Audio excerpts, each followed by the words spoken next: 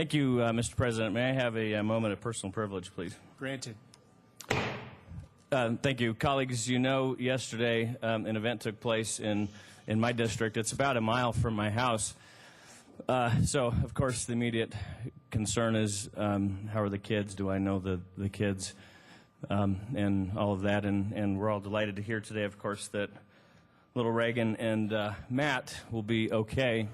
There will be a lot of time for us to conduct lots of postmortems over the coming weeks. But I just think that what we ought to do, if I may suggest this, is we ought to focus on the heroic acts of this incredible teacher who actually lives in my neighborhood. He's just a few blocks away from me.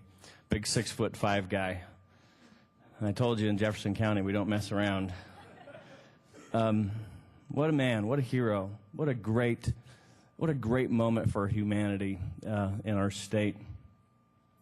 And if we could just sort of collectively decide, I guess, to kind of elevate the talk to focusing on the wonderful actions that took place there with respect to this man and the fact that these kids are going to be okay, that would be great. You know, it's amazing. I've already gotten emails, of course, second-guessing some Monday morning quarterbacking, and a lot of that will have an appropriate place. But as you know, this is about 3 miles from Columbine, and it's a very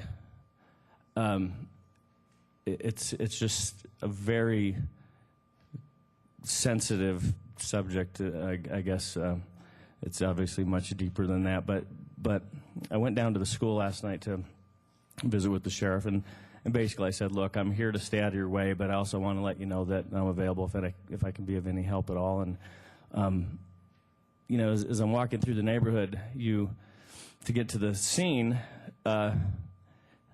being on site often suggests things to you that you wouldn't normally that normally wouldn't be suggested to you. And this is a neighborhood. This school isn't one of those types of schools that is set off a ways from people's homes. They're, feet away from where this took place. And so the whole community obviously is facing life through a little bit of a different lens today.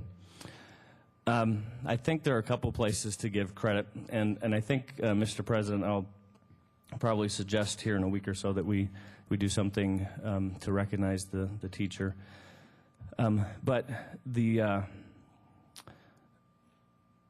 schools, I think, have done really a wonderful job. And the reason I say it is I had carpool duty today. So I'm driving my kids to school, and I'm just asking them, how do you feel about going to school today? Do you feel safe? And, what are your emotions? And they all felt really good. They all felt very safe. As a parent who has kids in a school just up the road from this one, obviously I'm overjoyed to hear that. I don't know exactly I don't know all the things that the schools are doing to communicate that safety to the kids, but obviously I'm delighted to hear that. There's one other just quick observation I'd make, and that is somebody made the point that this teacher, David Benke, in this heroic act, that they made the point that maybe we shouldn't encourage that. And I want to encourage that. And I don't know how you feel, but I'll just say I want to encourage heroics. Our society needs heroes. He said this in his interview. He said, I just hoped I would have the courage to do something. He'd been thinking about this for some time. He's a teacher, and what teacher wouldn't think about that? And I came across this quote that I thought summed it up well. It's a quote by Cicero. He says, live as brave men. Live as brave men. And if fortune is adverse, front its blows with brave hearts.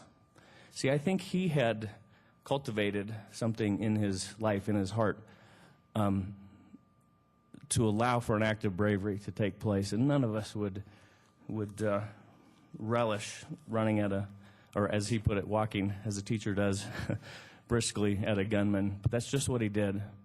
And sometimes that's just what we need. We need somebody to be a hero for us. And I'm just particularly pleased that evil as evil showed its head yesterday, it was overcome with good by the act of someone who had a brave heart. Thanks, Mr. President.